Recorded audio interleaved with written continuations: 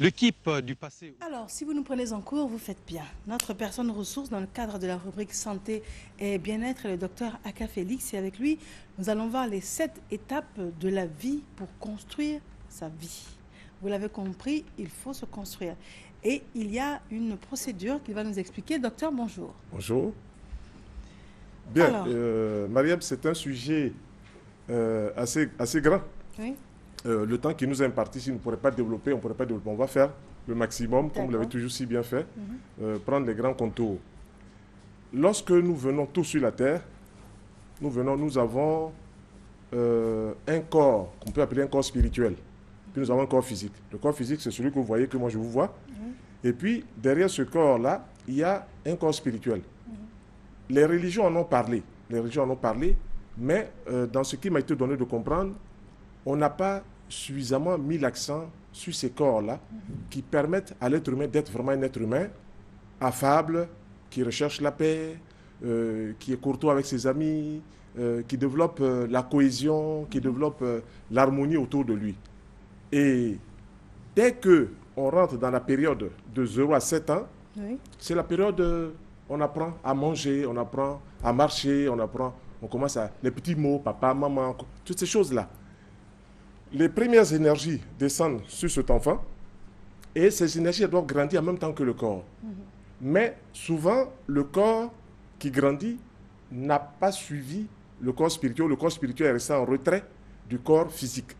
Donc, on va trouver des personnes, par exemple, qui sont dans la deuxième phase de 14 ans, 7 à 14 ans, qui vont développer seulement le côté affect, c'est-à-dire le cœur, la sexualité, l'amour et tout ça physique. Et puis, quand il faut passer à la troisième étape de 7 à 21 ans, où on doit développer la pensée, les gens sont restés encore au corps des sentiments, de la réflexion. Moi, toi, fais attention, moi je n'aime pas ça. Hein. Pourquoi c'est comme ça? Donc, on est resté au stade des sentiments. Et vous trouvez des personnes qui ont 50 ans, qui ont 60 ans, mais qui sont toujours restées sur le plan de développement au corps astral, c'est-à-dire au corps des sentiments, au corps de la réaction. Tu as vu lui là, ce qu'il a fait, je n'aime pas. Hein. Moi, tu vas voir, je vais te montrer qui je suis. On reste dans ce corps-là. Donc, on ne peut pas s'épanouir.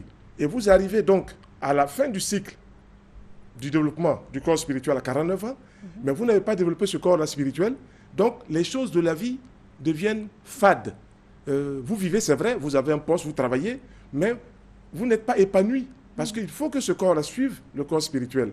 Le corps spirituel suive le corps physique, ou du moins que le corps physique puisse être développé par rapport au corps spirituel. Alors, de 0 à 7 ans, qu'est-ce qu'on devrait trouver pour être en phase avec le corps? De 0 à 7 ans, Oui. qu'est-ce que l'enfant fait? L'enfant apprend à marcher, l'enfant commence à lire, l'enfant est lié à la mère biologique, il est lié à la terre, on découvre les choses immédiates. Ça, c'est ce qui est comme ça. Le corps prend possession, le corps spirituel prend possession du corps physique. Nous avons tous ce corps spirituel. Je ne parle pas de religion, je parle de corps spirituel. Dès qu'on pense, c'est qu'il y a un corps spirituel. Voilà. Et donc, ce corps-là n'aura pas eu le temps de se développer durant toutes les 7 fois 7, 49 ans. C'est 49 ans où, à chaque période, on vit dans un cycle, hein, tous les 7 ans, tout le corps physique change biologiquement. De 0 à 7 ans, on change. De 7 ans à 14 ans, on change. De 14 ans à 21 ans, on change. Comme ça jusqu'à 49 ans. Et puis après, cette période de croissance, on commence à avoir une petite décroissance qui s'installe dans le corps d'un être humain. Mais donc, si cette période n'a pas été enseignée, il y a des gens qui auraient pu enseigner cela, parce qu'il y a des écoles qui enseignent cela. Si cela n'a pas été enseigné, on vit dans un corps physique, c'est vrai, mais notre personnalité ne se sera pas développée correctement. Je ne parle pas de celui qui a eu beaucoup d'argent, hein, c'est pas ça, ça c'est la réussite physique, la réussite sociale. Mais l'élévation spirituelle manque de manière criarde dans nos sociétés. Mais pour l'élévation spirituelle, qu'est-ce qu'on recherche de 0 à 7 ans, de 7 à 14 ans? Qu'est-ce qu'on doit rechercher? Est-ce qu'il y a des mots là-dessus? Par exemple, le parent pourrait observer pour voir si son enfant est en phase avec son évolution. Oui, mais comme Mariam, comme il n'y a pas d'enseignement qui est proposé, c'est en philosophie en terminale qu'on va développer un peu toute la chose. C'est là où les philosophes vont parler de l'âme, de l'immortalité de l'âme et tout ça. Mais après cela, quand vous rentrez à l'université, on ne parle plus de ces choses. En terminale, en première, on parle de philosophie. C'est là où on a développé la pensée de Descartes, le scepticisme apodictique. On a vu ça tous en terminale. Voilà où on développe la pensée, la réflexion, Quand on douterait de toutes choses, on ne pourrait douter qu'on doute, etc., etc. Et puis après, on ne parle plus de ces choses-là. Donc, on va rentrer dans la vie physique, on va même aller étudier la philosophie. Et ce sont les philosophes un peu qui soulèvent ces idées-là. Mais les philosophes ne vont pas loin en profondeur dans le développement de ces idées. Ils vont expliquer cela. Tous ceux qui ont parcouru les temps anciens, que ce soit Descartes, que ce soit Empédocle, que ce soit Démocrite, tous ces gens-là ont parlé de la chose qui est en l'être humain, qui ne meurt pas et qui ne saurait mourir. Voilà, Mariam est là, Mariam a un corps spirituel qui ne meurt pas et qui ne mourra pas. Même si le côté physique de Mariam vient à disparaître, son corps spirituel reste toujours intact. Et son corps spirituel, pendant la période où Mariam est sur la terre, doit apprendre des choses qui lui permettent de passer l'étape suivante. Et comme on n'a pas reçu cette éducation, donc on ne veut pas du tout en parler de ces choses-là. Or, c'est cette étape-là, si on ne les a pas conçues dans un corps spirituel bien développé, la prochaine étape là-bas sera morne, la prochaine étape sera vide, et on tourne un peu en rond. Vous voyez des gens qui ont 60, 70 ans, qui à cette période doivent se consacrer à la chose spirituelle, mais sont encore dans des petits tests, sont dans des petites choses, la terre, parce qu'ils ont oublié qu'on est des passagers, on est dans une barque, on traverse quelque chose. Mais les 7 points, quels sont-ils les 7 points? Les 7 évolutions. Cette évolution, oui. Je veux dire quoi? Je veux dire que nous avons le corps physique, mais le corps spirituel qui ne meurt pas, il vient apprendre des leçons, il vient apprendre des épreuves, il vient apprendre plein de choses pour que la prochaine étape soit meilleure. Je vais vous donner un exemple. On a rencontré dans un village un enfant qui se rappelait bien ce qu'il était avant. Donc revient cette histoire de réincarnation. Réincarnation. Bon. Et cet enfant disait que lui, il avait vécu dans ce village, qu'il avait vécu dans cette maison. OK? Et que là-bas, qu'est-ce qu'il fait? Il dit qu'il a ses jouets qui sont dans cette maison. Mais pourtant, il n'est pas de cette famille. Les gens se déplacent, ils vont dans cette maison, et ils voient ses parents, qui dans la vie passée étaient ses parents, mais qui sont encore vivants, parce qu'il est le mort plus tôt. Il crie, mais papa, maman, alors qu'il n'est pas né dans cette famille immédiatement. Et il va dire, ah, dans le coin de la maison, il y a mes affaires. Donc il se rappelle bien qu'il a vécu ici. Et puis quand on va fouiller, effectivement, on trouve qu'il y avait des jouets là-bas. Ça a intrigué les gens. Mais ça, ce sont des cas qu'on rencontre tous les jours, Mariam. Je prends par exemple le cas de Mozart, qui à l'âge de 4 ans, 5 ans, composait des notes de musique. Il a appris ça où? S'il n'a pas appris quelque part, il faut qu'on nous explique.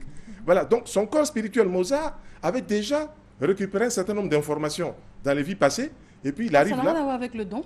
Comment? Ça n'a rien à voir avec le don? Non, le don vient de tout ce qu'on a accumulé. Par exemple, Mariam est ici à la télé, mais Mariam fait aussi ses petites affaires. Mariam aime quelque chose qu'elle ne fait pas à la télévision.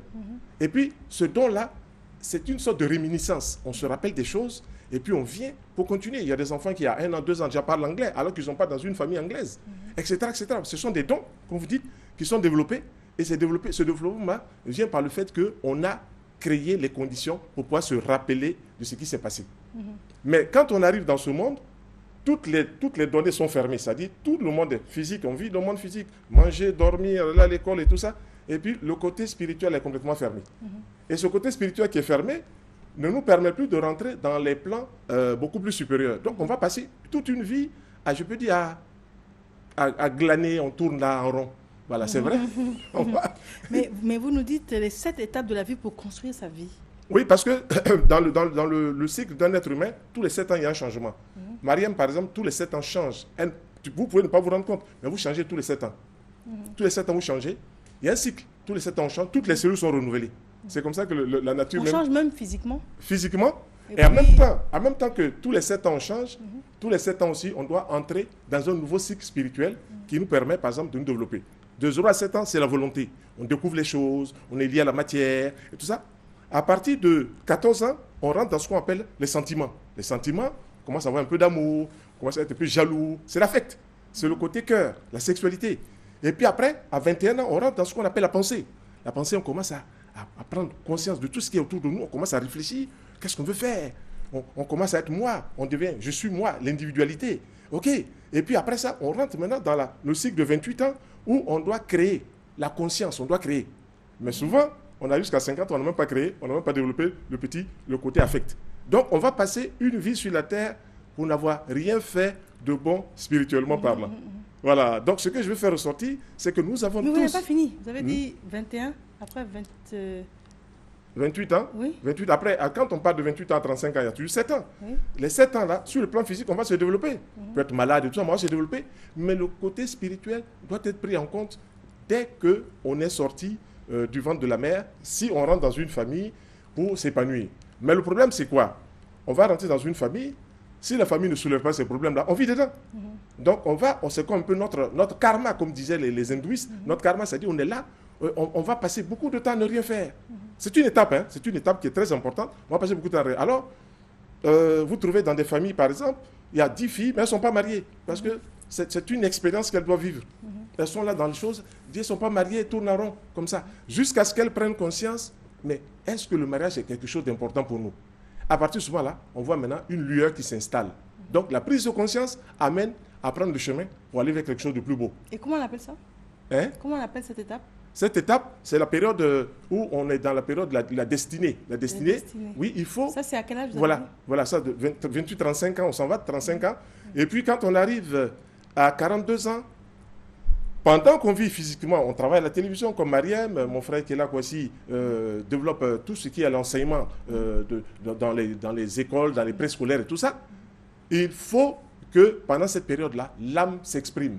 Voilà, qu'on crée des choses positives, qu'on donne l'occasion. Nous sommes venus sur la terre pour faire quelque chose.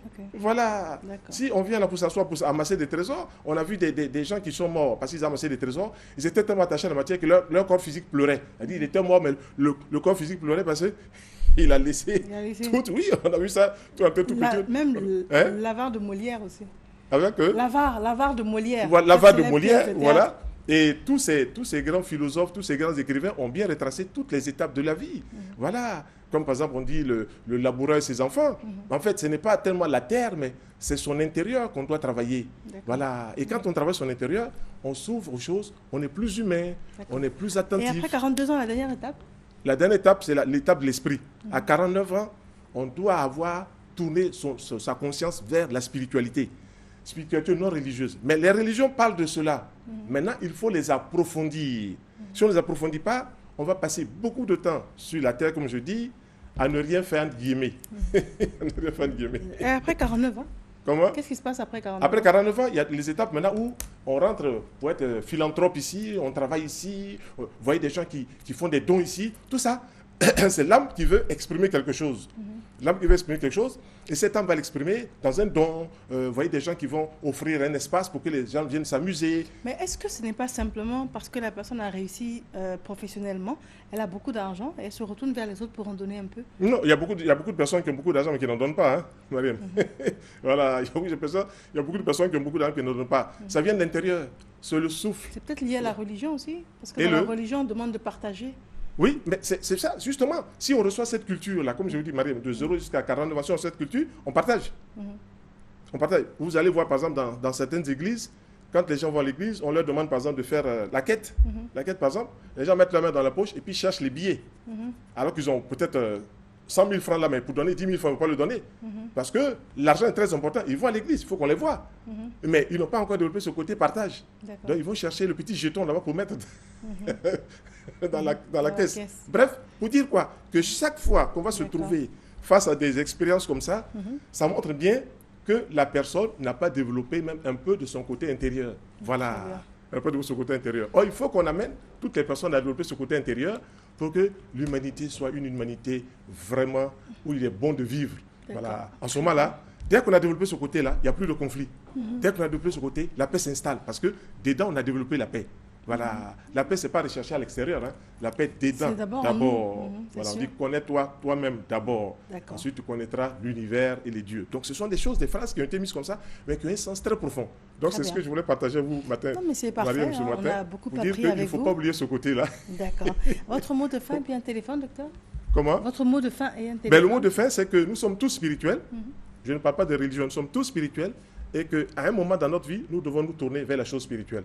Parce que nous sommes descendus pour faire un travail et nous repartirons de toutes les façons. Il ne faut pas oublier cette unique réalité qui fait de nous des êtres humains avec une conscience. On nous dit que nous sommes faits à l'image et à la ressemblance du Créateur. Mais ce n'est pas seulement sur le plan physique, c'est sur le plan spirituel d'abord. Voilà, donc qu'est-ce qu'on est venu faire? Il faut qu'on prenne conscience de cela. Voilà ce que je voulais partager ce matin, Mariam. Merci à vous, docteur. Voilà. On vous joint comment? Alors bon, on peut donner juste le numéro pour échanger. Et ce travail peut se faire par une culture intérieure.